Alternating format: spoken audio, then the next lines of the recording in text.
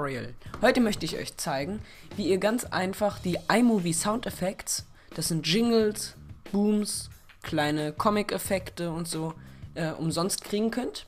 Und an die kommt man eigentlich so gar nicht ran. Und ja, das Ganze habe ich hier für euch vorbereitet. Müsst ihr nur hier Save File to your PC, klick hier, dann wird es in euren Download-Ordner reingepackt. Dann habt ihr das hier, dann benutzt ihr euer jeweiliges ZIP-Programm. Ich habe ein Programm, das nennt sich Kecker. Für Mac, das ist umsonst.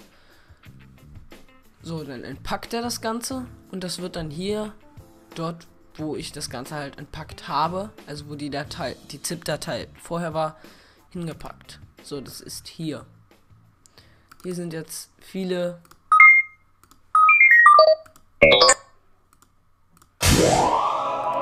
oder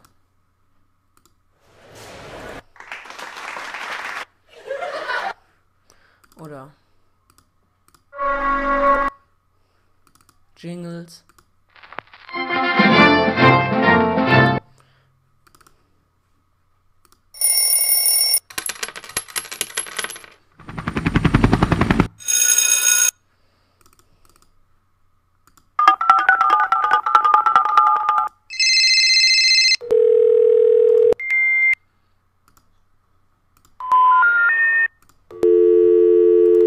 Ja, das war's eigentlich schon.